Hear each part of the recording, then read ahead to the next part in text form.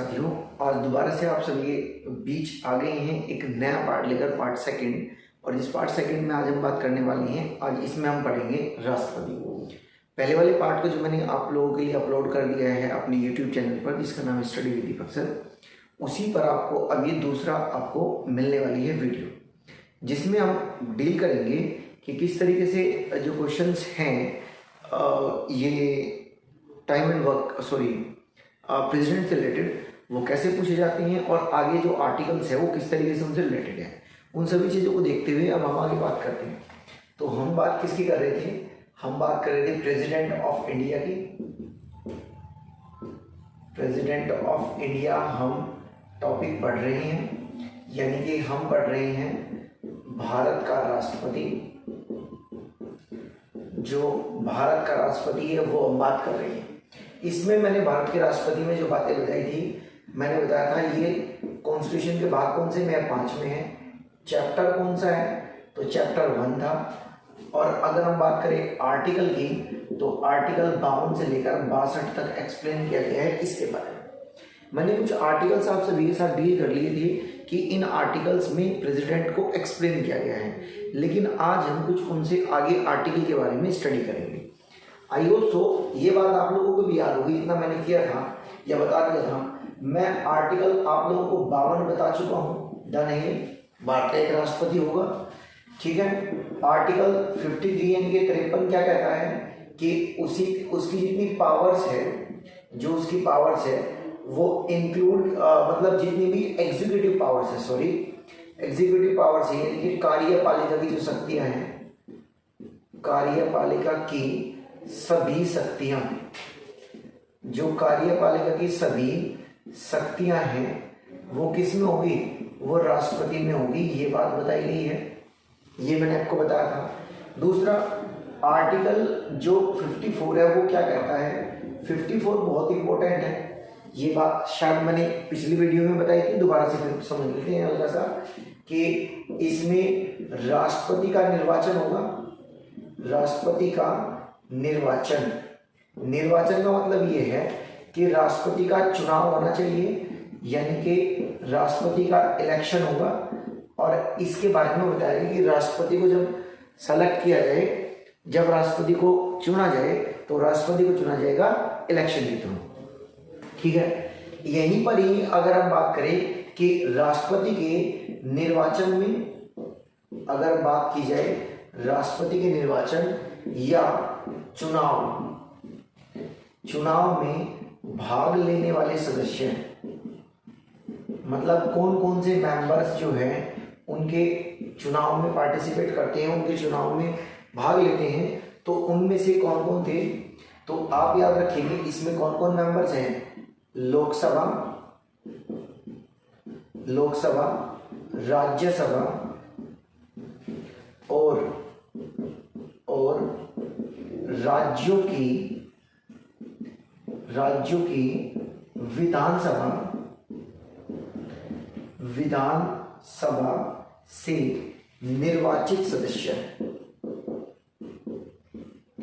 निर्वाचित सदस्य। देखो बात को समझना, बेसिकली जो लोकसभा है या राज्यसभा है,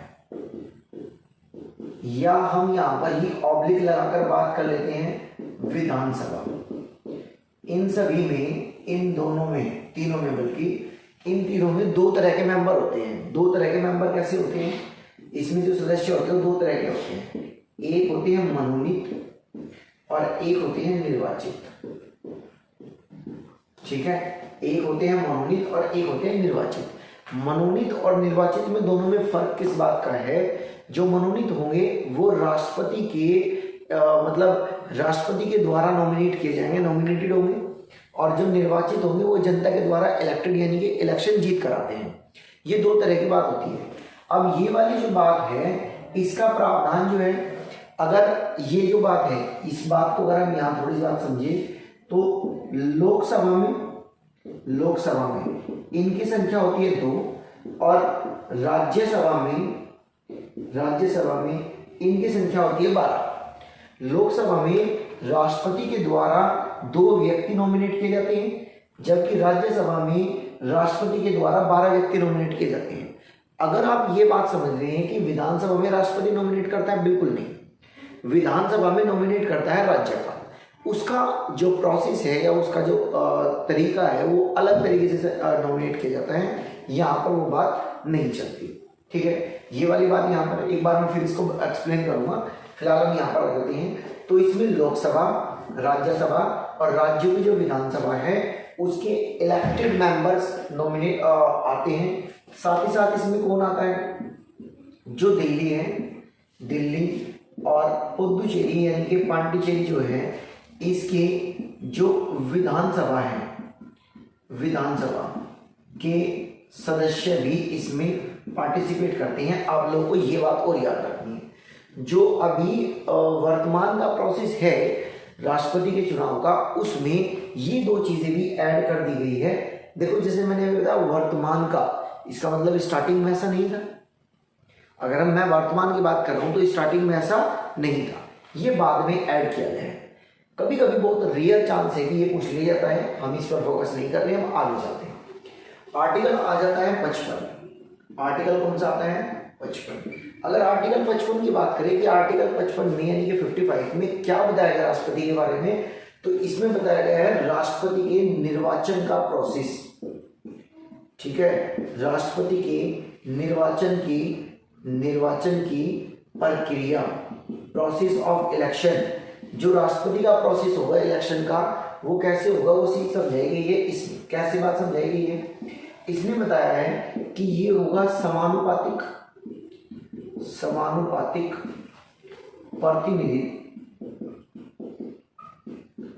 प्रतिनिधित्व प्रणाली।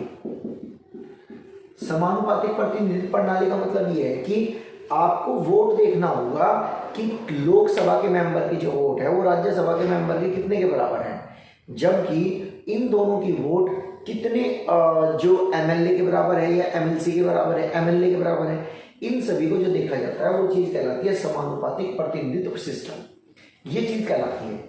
उसके बाद अगर हम आर्टिकल 56 की बात करते हैं तो 56 में ये बताया गया कि राष्ट्रपति का जो टेन्योर होगा, पदावधि होगी, टेन्योर की अगर हम बात करें कि राष्ट्रपति का जो टेन्योर होगा, जो पद अवधि होगी, राष्ट्रपति कितने साल के लिए बनेगा, तो ये बताया गया कि राष्ट्रपति जो है जिस दिन से वो शपथ लेगा उससे आगे 5 वर्षों के लिए राष्ट्रपति बनेगा, 5 साल के लिए राष्ट्रपति चुना जाएगा। जिस दिन वो शपथ लेगा उससे आगे 5 सालों के लिए राष्ट्रपति को चुना जाएगा। अब अगर राष्ट्रपति इसमें अपना रिजाइन देना चाहे, मान के चलो राष्ट्रपति इसमें मैं एक बार 1 मिनट दो,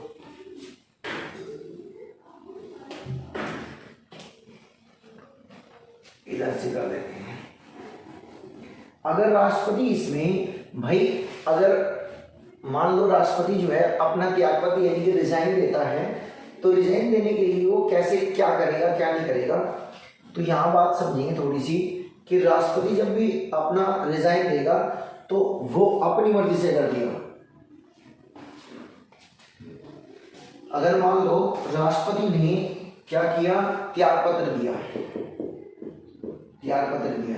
तो सबसे पहले उसका काम होगा सूचना देने का।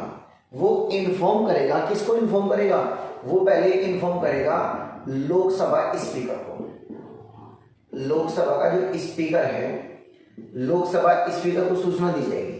लोकसभा स्पीकर को सूचना देने के बाद फिर वो रिटर्न में क्या करेगा, रिटर्न में अपने सिग्नेचर करके ये उपराष्ट्रपति को दिया जाएगा। किसको दिया जाएगा, उपराष्ट्रपति को दिया जाएगा कि उपराष्ट्रपति इसको लेगा। उपराष्ट्रपति को देने के बाद अब उपराष्ट्रपति ही इस बात को बागडोर को संभालेंगे, अगर ये अपने टाइम से पहले ये देते हैं। लेकिन अगर ऐसा नहीं करते, ऐसा ना करने की वजह से इसी में आर्टिकल आता है आर्टिकल 61। आर्टिकल 61 के तहत जब उन पर महाअभियोग लगाया जाएगा, महाअभियोग यानी कि जब उन पर इम्पीचमेंट का प्रोसेस लगाया जाए, इम्पीचमेंट का प्रोसेस लगाने के कारण से उनको उनके पद से हटाया जा सकता है।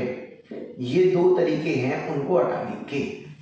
मतलब एक तो वो अपनी मर्जी से हट जाए, और जब अपनी मर्जी से हटेंगे तो वो रिजाइन देंगे किसको, राष्ट्रपति को, सॉरी उपराष्ट्रपति को रिटर्न फॉर्मेट में लिख के देंगे, लेकिन इसकी इंफॉर्मेशन स्पीकर को देंगे। लेकिन अगर उन पर कुछ प्रोसेस लगता है, इम्पीचमेंट का प्रोसेस लगता है, महाभियोग का प्रोसेस लगता है, तब उस केस में वो पहली तो बात ये कि इम्पीचमेंट का प्रोसेस क्यों लगता है, अगर कभी कभी से पूछ ले जाए तो उन पर इम्पीचमेंट लगने का प्रोसेस एक ही है कारण। उसका कारण ये है कि अगर वो संविधान का उल्लंघन करते हैं तभी उन पर इम्पीचमेंट लग सकता है, अदरवाइज कोई दूसरा तरीका नहीं है।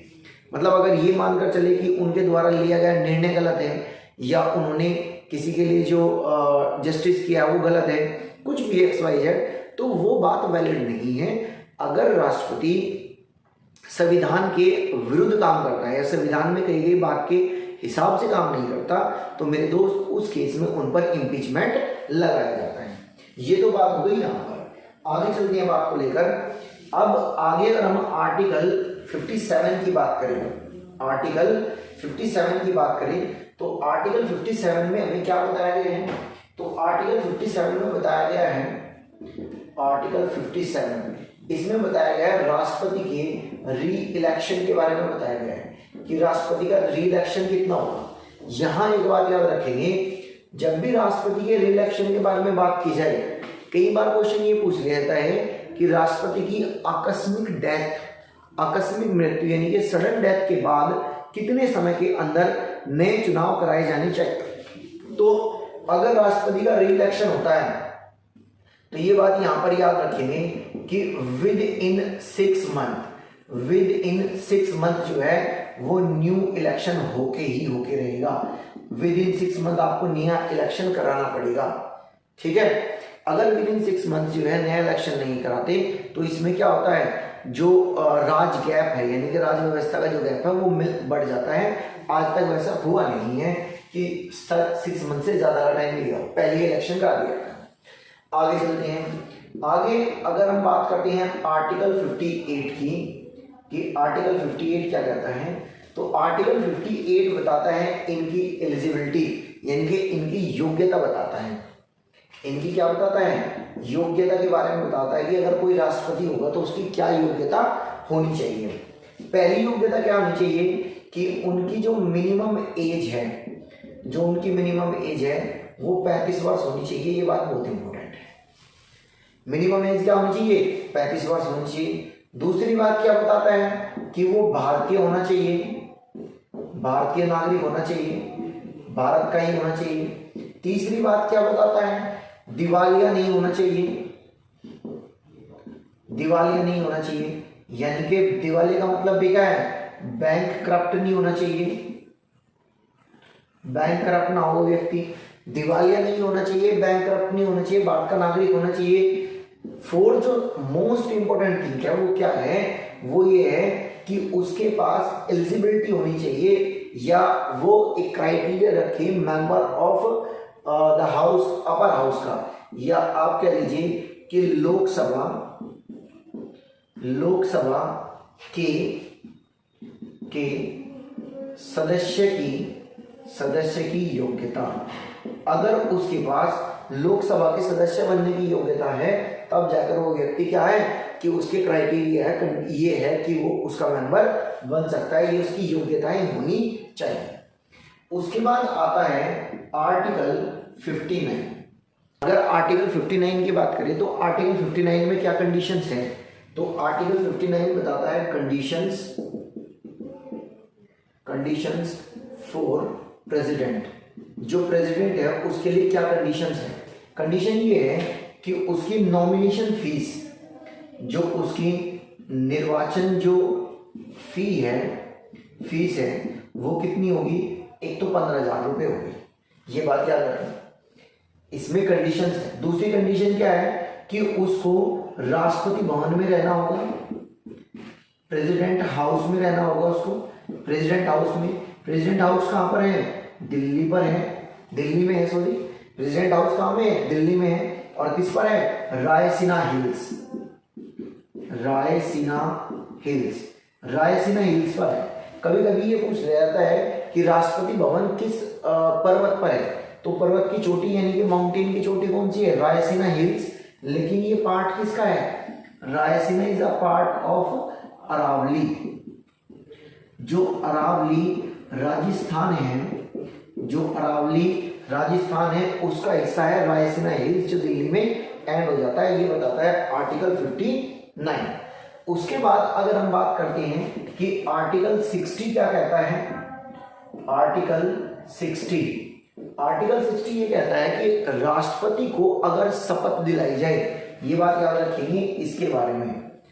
आर्टिकल, इसका आर्टिकल नहीं पूछा जाता, जो बात अभी हम करने वाले हैं इसका आर्टिकल नहीं पूछता मेरे दोस्त, इसका पूछता है कि राष्ट्रपति को शपथ कौन दिलाता है। तो यहां पर बात की गई है ओथ ऑफ प्रेसिडेंट। किसके बारे में बात की गई है? Oath of president. प्रेसिडेंट को शपथ दिलाने के बारे में बात की गई है। तो राष्ट्रपति को शपथ कौन दिलाएगा? तो राष्ट्रपति को शपथ दिलाएगा मुख्य न्यायाधीश।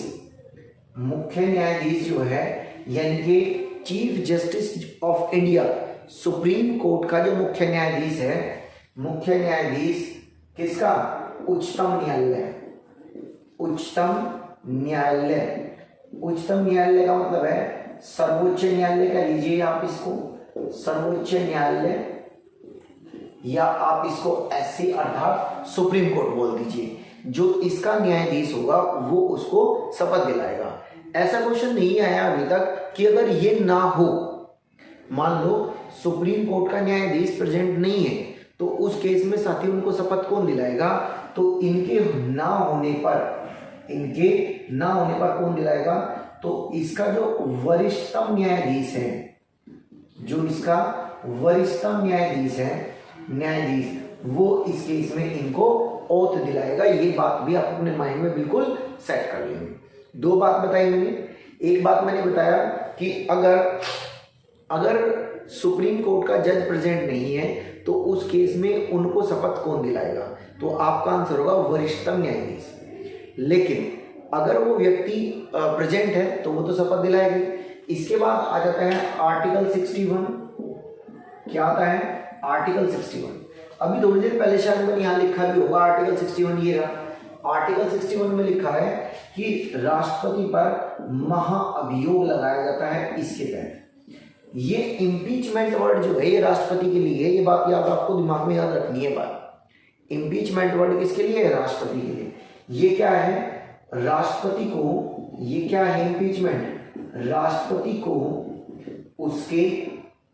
उसके पद यानी कि पोस्ट, उसकी पोस्ट से हटाने का तरीका है, हटाने की प्रक्रिया है ये क्या है? प्रक्रिया। अगर राष्ट्रपति को उसकी पोस्ट से हटाना है तो उसकी पोस्ट से हटाने के लिए हम जो प्रक्रिया यूज करते हैं आर्टिकल 61 के तहत मेरे साथी, उसी को हम इम्पीचमेंट कहते हैं। उसी को क्या कहा जाता है? इम्पीचमेंट।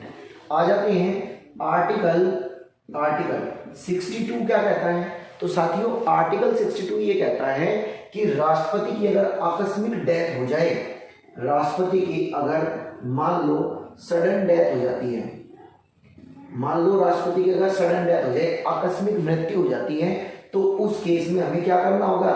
नया चुनाव कराना होगा। क्या कराएंगे? नया चुनाव कराना होगा। और नया चुनाव कितने में होगा? 6 माह के अंतर्गत। 6 माह के अंतर्गत। तो नए चुनाव के लिए 6 माह के अंतर्गत नया चुनाव कराया जाएगा और इस नए चुनाव में हम नए राष्ट्रपति को चुनेंगे। ये विदिन 6 मंथ होना चाहिए। ये चीज आप लोग बात याद रखेंगे। फिर से समझ लीजिए कौन सा पार्ट था? पार्ट था 5। आर्टिकल कौन सा है? 52 से 62 यानी कि 52 टू 62 तक राष्ट्रपति को एक्सप्लेन किया गया है। मैंने इन 2 पार्ट्स में आप लोगों को राष्ट्रपति के एक एक आर्टिकल को बता दिया, एक एक बात को समझा दिया है। अब मैं आप लोगों को लिख देता हूं कि कौन सा पार्ट, कौन सा आर्टिकल ज्यादा इंपॉर्टेंट है। ठीक है, कौन सा आर्टिकल ज्यादा इंपॉर्टेंट है, आपको स्पेशली इन आर्टिकल्स पर फोकस करना है। ये सारी बातें मैं आपको फिर से एक छोटा सा रिकैप में देकर समझा देता हूं ताकि आप लोगों को ये बात बिल्कुल अच्छे से समझ में आ जाए। चलो बात को समझते हैं। अगर हमें रिकैप हल्का सा देना है बात को, तो कैसे इस बात को समझें। देखो, एक आप लोगों को याद होना चाहिए आर्टिकल 52 अच्छे से याद हो। आर्टिकल की अगर हम बात करें तो आर्टिकल जो 53 है वो अच्छे से याद हो। आर्टिकल आपको याद होना चाहिए 54, और इन सब में इंपोर्टेंट जो है वो 54 है, क्योंकि आर्टिकल 54 बिल्कुल इस तरीके से कई बार पूछा गया है कि इस आर्टिकल में राष्ट्रपति के चुनाव के बारे में एक्सप्लेन किया गया है, इलेक्शन को एक्सप्लेन किया गया है कि इलेक्शन जो है यानी कि राष्ट्रपति के चुनाव यानी कि इलेक्शन से संबंधित आर्टिकल कौन सा है, तो आर्टिकल है 54। डन। एक आपको आर्टिकल आना चाहिए, कौन सा आर्टिकल? आर्टिकल आना चाहिए 58। आर्टिकल 58 पता होना चाहिए कि राष्ट्रपति के एलिजिबिलिटी, राष्ट्रपति की योग्यता से संबंधित कौन सा आर्टिकल है कि राष्ट्रपति की योग्यता इतनी होनी चाहिए। एक आर्टिकल आपको मेरे साथ ही ये आना चाहिए। कौन सा आर्टिकल और आना चाहिए? आपको एक आर्टिकल आना चाहिए 61। ये भी आर्टिकल काफी इंपोर्टेंट है, ये आर्टिकल भी आपको आने चाहिए। इन 10 आर्टिकल्स में से ये 5 आर्टिकल तो आपको कंठस्थ होने चाहिए, बिल्कुल अच्छे से याद होने चाहिए। अगर ये आर्टिकल आपको बड़े अच्छे से याद हैं तो मान लीजिए आपको अभी 10% बहुत सारी बातें याद है, क्योंकि प्रेसिडेंट का जो टॉपिक है वो प्रेसिडेंट का टॉपिक ओवरऑल जितने भी पार्ट्स हैं या जहां जहां भी राष्ट्रपति का इन्वॉल्वमेंट है वहां पर राष्ट्रपति का काम आने आना है। अगर उन सभी बातों को देखें तो राष्ट्रपति एक बहुत ज्यादा ही इंपॉर्टेंट टॉपिक हो जाता है पॉलिटी का इन टर्म्स ऑफ कंपटीशन के बिहाफ पर ये बात बहुत ज्यादा है। और कई बार देखने को मिला है कि इस पोस्ट को या इस व्यक्ति की नियुक्ति कौन करता है? राष्ट्रपति करता है। या इसके क्षमादान की शक्ति राष्ट्रपति को कौन सा आर्टिकल देता है? ऐसी बातें मेरे भाई बहुत सारी बातें पूछी जा रही है एग्जाम में, और इन सभी बातों को देखते हुए अब मैं बात करने वाला हूं जो अब हम बात समझेंगे वो समझेंगे मोस्ट इंपोर्टेंट या important articles related to president. कौन कौन से आर्टिकल्स ऐसे हैं जिनका संबंध प्रेसिडेंट से, चाहे तो राष्ट्रपति की नियुक्ति से संबंधित है, चाहे वो राष्ट्रपति के कोई पावर से संबंधित है, या राष्ट्रपति के किसी ना किसी तरीके से अगर राष्ट्रपति से रिलेटेड है वो आर्टिकल।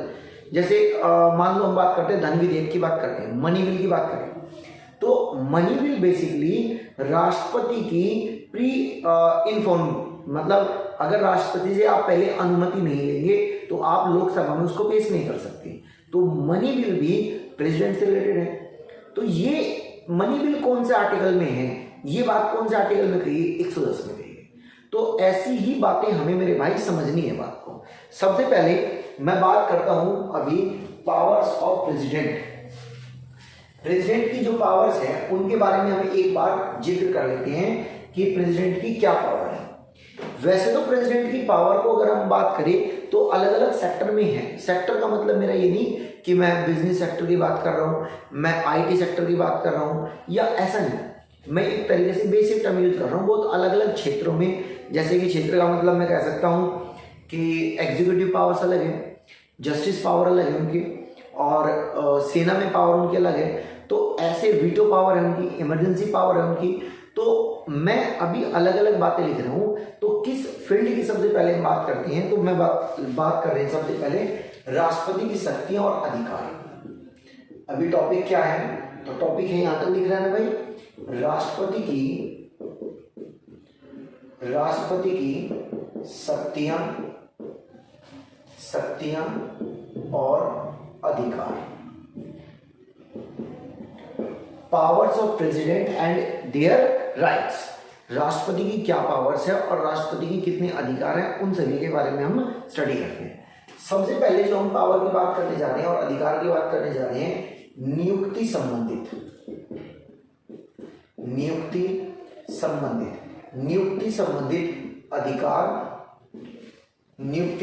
अधिकार और शक्तियां। अर्थात बात यह है कि जो राष्ट्रपति है, राष्ट्रपति के पास कितनी पोस्ट को अपॉइंट करने की पावर है, कितनी पोस्ट को वो अपॉइंट करता है, किन किन की वो नियुक्ति करता है। ठीक है, इसमें हम बेसिकली वो बात करें, क्योंकि इससे भी कभी कभी एक सीधा क्वेश्चन पूछ लेता है कि इसकी नियुक्ति कौन करता है।